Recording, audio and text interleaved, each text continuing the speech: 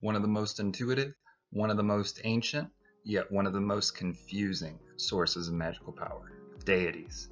In this video, I'll be doing my best to go over everything I've learned, give you a few tips on how to start your own journey, covering them from a few different perspectives just to get your ideas flowing.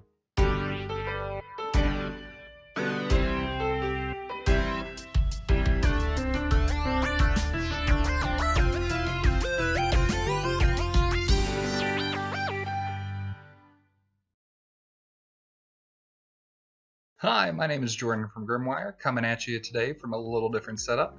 I'm recording this at night, got some candles going on in the background, and the lighting might be a little different. But this video is going to be split up into a few separate parts.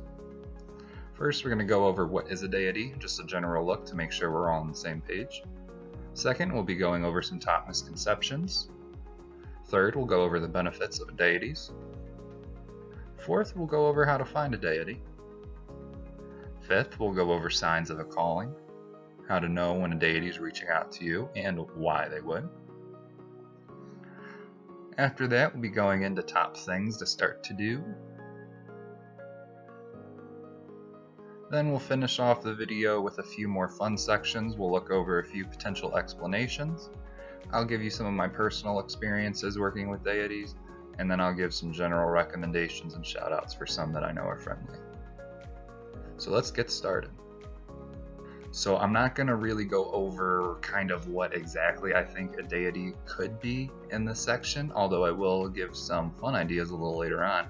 Instead, right now what I'm going to talk about is the commonly shared experience that I've seen unfold time and time again that people seem to have in common. There seems to be a relationship that you can actually form with these different energies. You can get to know the different energies, names, and forms. And the closer you get to them, the more intense the spell work can become. I do take a kind of more new age approach with deities. Really, I think they've been heavily misunderstood depending on culture. There's a lot of misconceptions that go along with them. This video is going to be my best attempt to give kind of that, once again, skeptical stepping stones onto how to start to work with them if that's something that does interest you. When I started my path, believe it or not, I was a complete atheist, and now, almost 10 years later, I completely love working with deities. Honestly, I just think it's some of the easiest and most intuitive magic that you can do when you really get the hang of it and go with it with the right intent. So deities are energies and forms you can work with.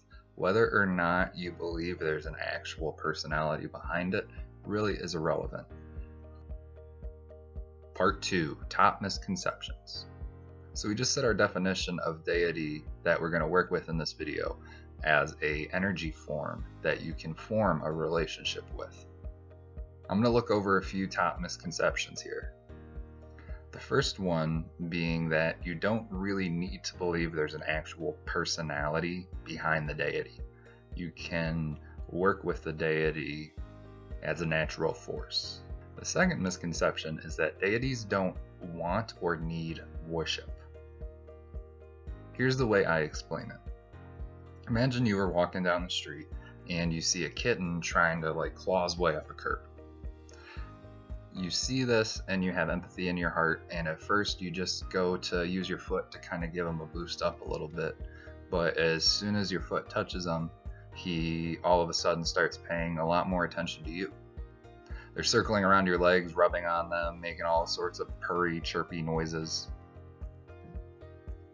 And you pick him up and decide, hey, maybe I'll take him home, give him a bath, and get him some food that's a lot better than that trash he was ever trying to get at in the first place. And that's exactly how deities work. And I'll be getting into this a little bit later on in more detail, but they want to form a solid, legitimate relationship. The third biggest misconception I see is that you don't need faith as a prerequisite. You do need to have some basic confidence in moving forward, some basic trust. And the way I usually explain this one is as a, common, just basic relationship. When you first meet somebody, let's say you meet them online, when you first go to meet somebody on that first date, your defenses are just a little bit on higher alert. You might tell your friend where you're going, you might keep your phone out, you're going to stay in a public place, and you're going to keep it pretty short and casual.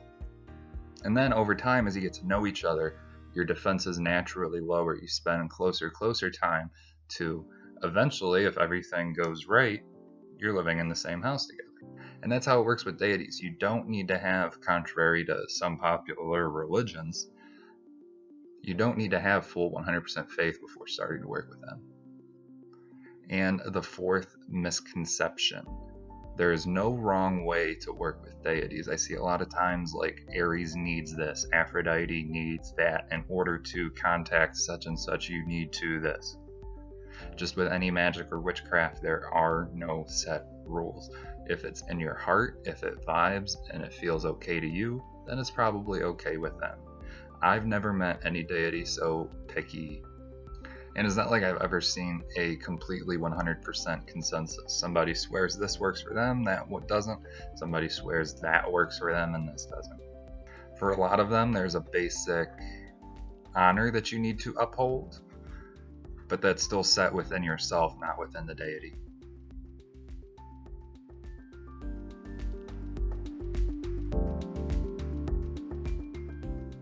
So we went over a basic definition, which is the energy form that we're working with, and a few misconceptions. Now we're going to go on to what are some benefits of working with a deity. The first one's going to be pretty obvious, just companionship and guidance on your path. Whether you believe you're actually getting guidance from the deity, or you believe it's more like looking in a mirror and you'll come up with the right answer based on that, a deity can definitely be a powerful source of guidance when you don't know what to do or where to go or any other problem you may have. Next, we have the simplest reason to want to work with a deity, and that's just because you want to. I think it's an entirely human need to want to work, to have that spiritual desire to want to work with a spiritual being. And I think that's just inbred in us. Why? Who knows? But I definitely think it's worth exploring. And then third, we have the most fun reason to want to work with a deity, and that's just because of the gifts and ability, whether literal or spiritual. Whether you want to accept it or not, working with deities are definitely some of the most powerful magic, and a lot of different paths and traditions make working with them a requirement.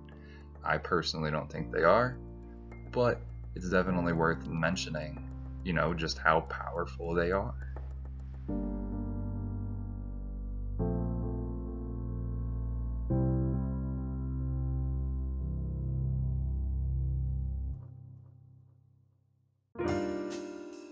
By this point, hopefully you should have an idea within yourself whether or not working with deities is something you'd like to start doing.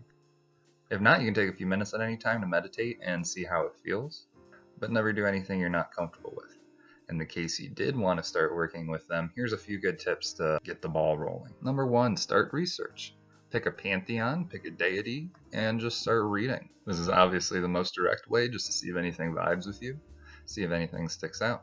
If you do find something that does stick out to you, step number 2 is going to be to try to talk and meditate on that energy itself.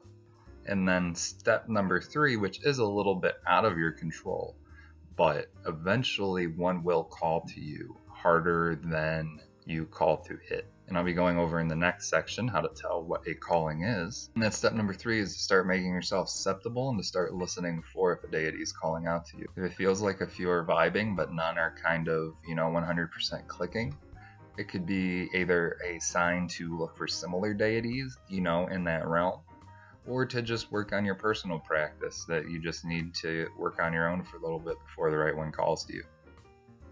And just a little tidbit here at the end, you can form a general relationship with the deity without needing to make them a matron or patron. You don't need a single deity. In fact, most people do work with multiple.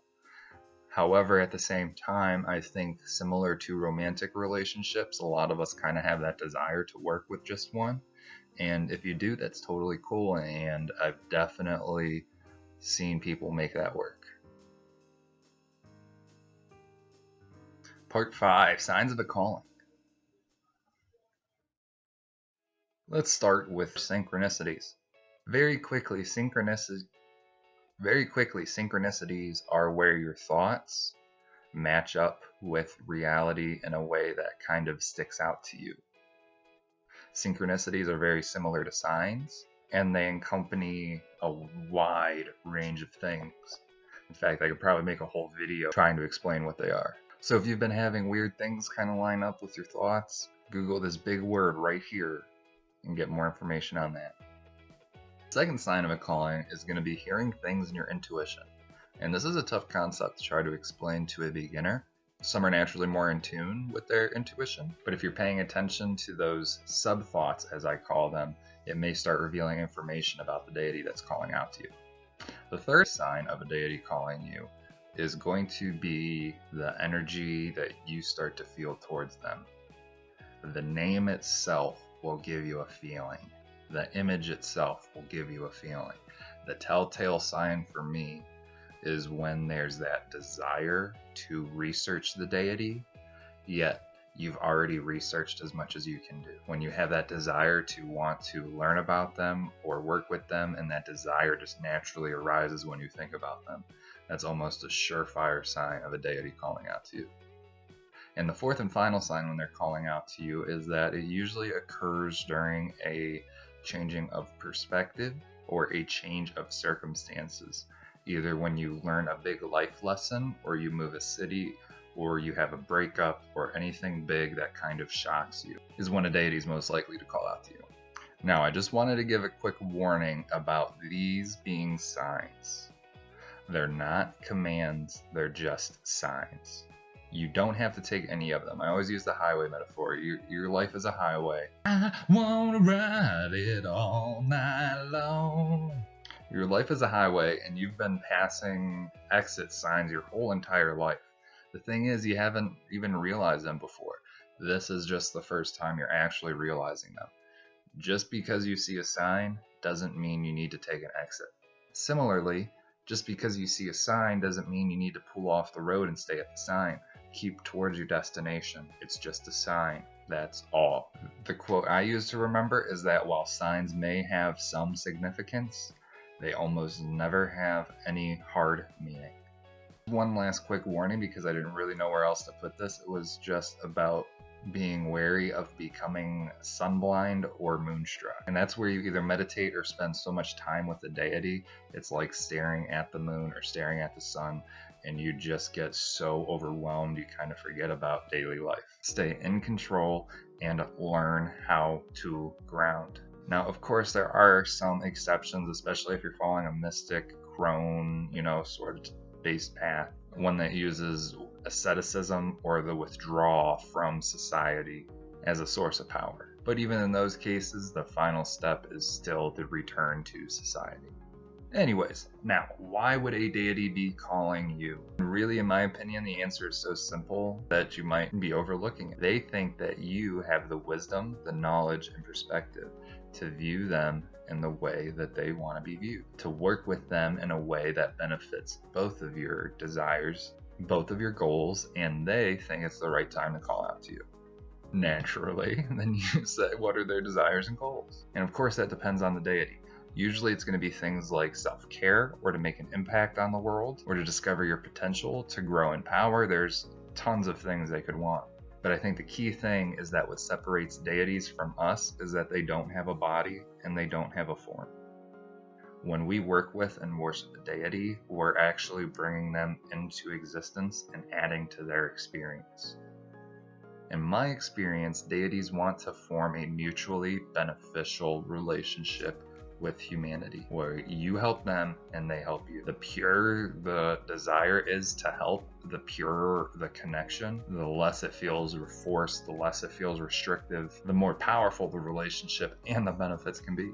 I do think that deities evolve along with humanity. Almost every deity that I've ever heard of is patient, is good-hearted, is understanding, and willing to work with some alternatives as long as you have the right intention and you're putting your whole into it, no matter how it manifests. On to the last section of the main information before we get on to some of the fun stuff.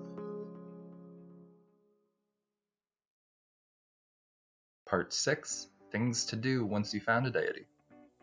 Number 1, talk to them, give them offerings, research on them. I think offerings are one of the big things that get kind of a large misconception around them. An offering is a symbolic way of saying, I went out of my way, I put my energy into acquiring this item, and I'm giving it for that purpose.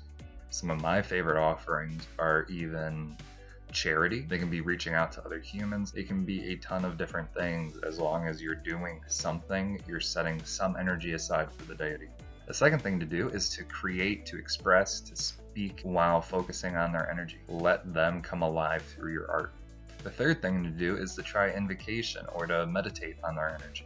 Focus on their energy. Try to imagine having a conversation with them and imagine how they would respond in return. Try to get some mental images, really feel the vibe of the situation, and some of the responses may come through clearer than others. Even more interesting is when some of the responses aren't quite what you were anticipating. The fourth thing to do just straight up is to ask and to make promises. Ask to form a better relationship with them. Ask to help spread their influence. Ask to grow and develop as a person or to fulfill your needs. There are plenty of things you can ask that benefit both of you, and that's what they want. Overall, though, is to just trust your heart, trust your intuition, trust your gut. Deities will understand and they'll work with you.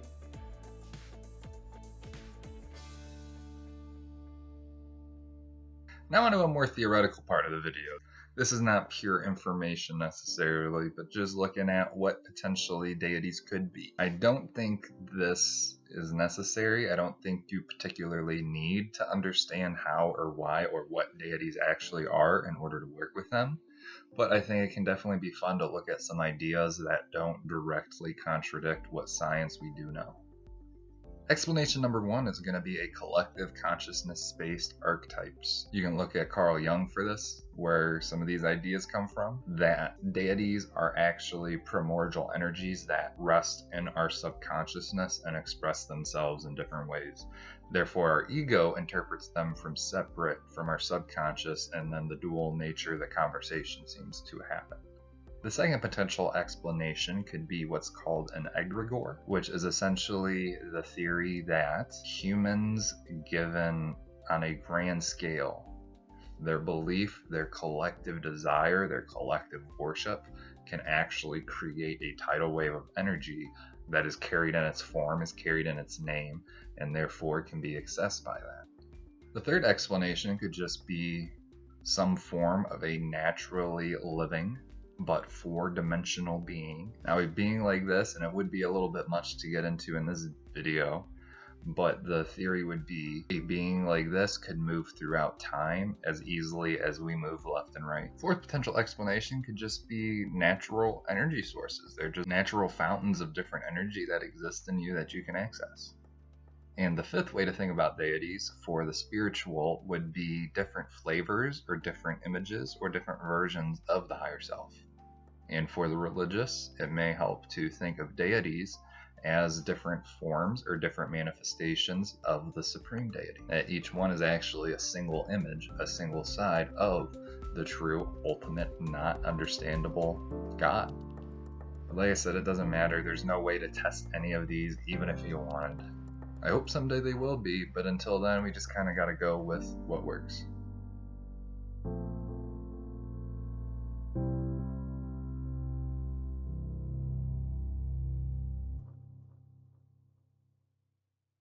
In this part, I'm going to go over a few of the deities that I work with and how I kind of view them.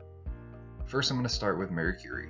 It's hard for me to actually even explain how deep my relationship with Mercury is. It was one of the first deities I ever started working with. Honestly, a lot of the work I did with it was intuitive, and I didn't even quite realize what I was doing. Mercury is the deity of communication, of charisma, business, and so I just vibe with a lot of those energies, and honestly, Mercury just seems to exude from me. So next, I'm going to talk a little bit about the Hindu pantheon. I don't see this pantheon mentioned too much on the witchcraft or magic side of thing, but in spirituality with Tantra, they're pretty powerful. So the first goddess I'm going to mention is Lakshmi. She's actually my heart goddess. She's my matron.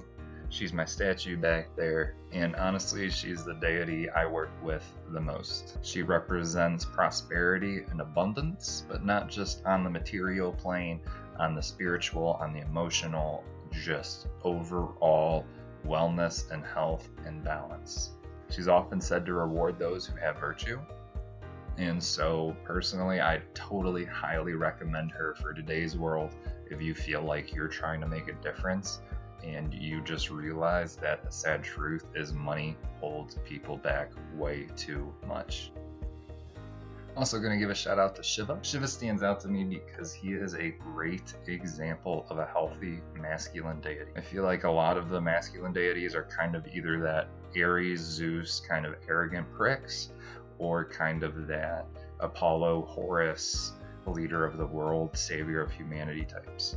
Where Shiva is just an ascetic, he's down to earth, he stands for honor, and he also has that interesting side of being a masculine moon deity. He's also one of the oldest ones I've been working with, brings a lot to me and what it means for me to be a man.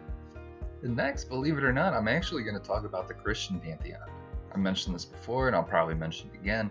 I work with Christ as a deity, as a manifestation of love, as a manifestation of sacrifice, as a manifestation of faith.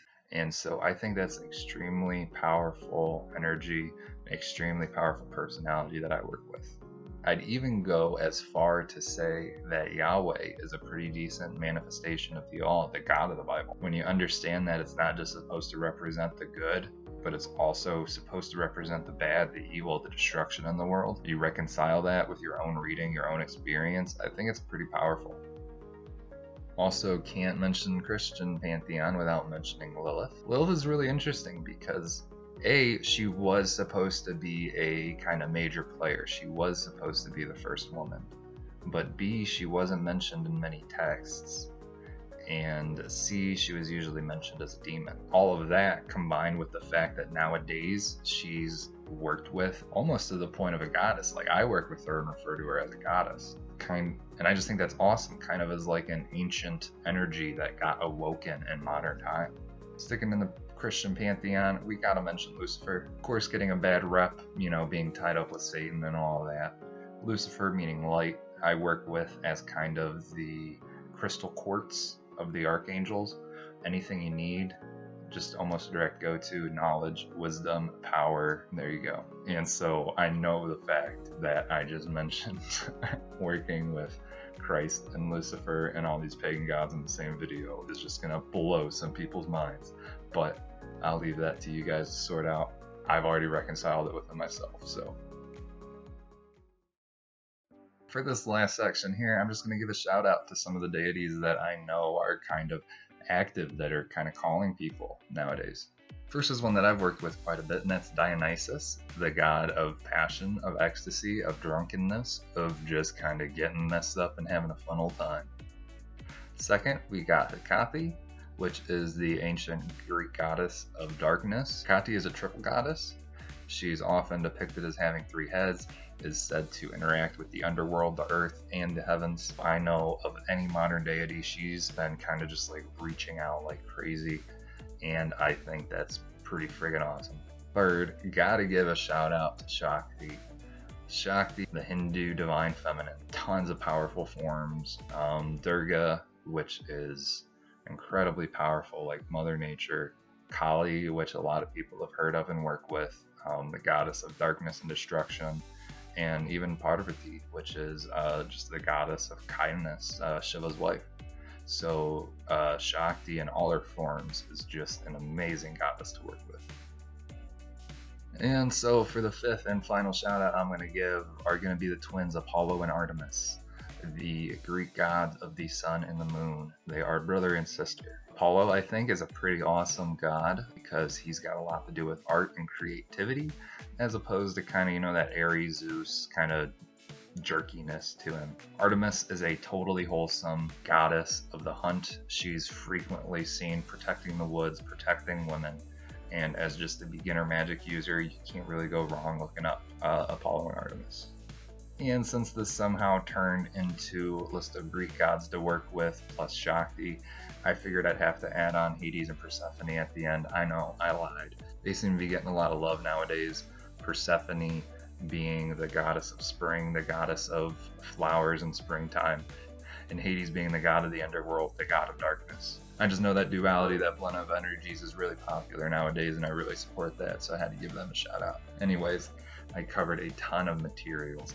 Please, if you have any questions, be sure to ask them down below. If you learned anything, go ahead and give a subscribe and look through some of the other videos I have that are probably going to be popping up in a second or two. Thanks for watching, guys. I'll see you around.